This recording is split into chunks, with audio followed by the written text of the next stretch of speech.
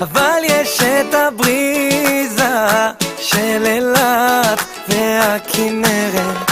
אז אם אתה מרגיש שחם, תתארגן על אוטו ועל בגד ים.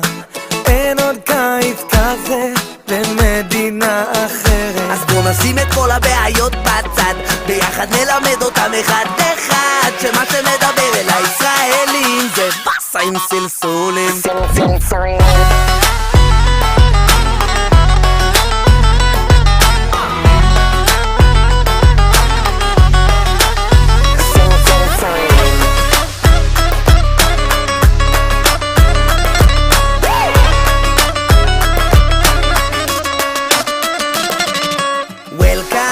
פותחים נכון, המקום הכי חם במזרח התיכון. מדינה קטנה, סתכלו סביב, יש ביג בלאגן בתל אביב. חולים על מעולים ועפים איך שהביט נכנס, הקצב של הבאסים יעשה לך בראש קרקס.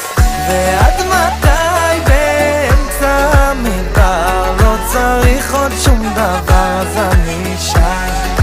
אין לנו איביזה, אין הרבה בוויזה, אבל יש את הבריזה של אילת והכנרת. אז אם אתה מרגיש שחם, תתארגן על אוטו ועל בגד ים. אין עוד קיץ כזה במדינה אחרת. אז בוא נשים את כל הבעיות בצד, ביחד נלמד אותם אחד אחד, שמה שמדבר אל הישראלים זה בסה עם סלסולים.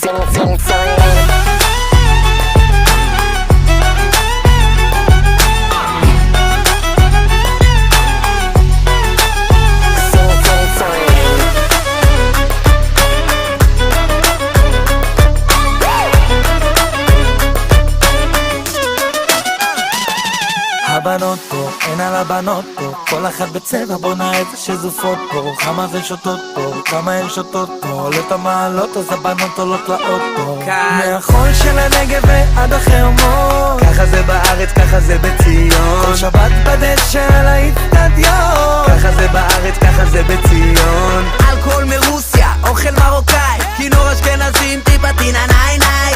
גם אם מבחוץ זה נראה על הפנים, וואלק לא מתלוננים, גם אם אין לנו איביזה, אין הרבה בוויזה, אבל יש את הבריזה של אילת והכנרת. אז אם אתה מרגיש שחם, תתארגן על אוטו ועל בגד ים.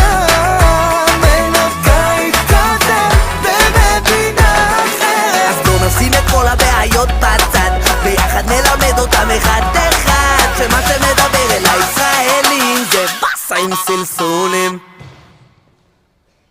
מעולה!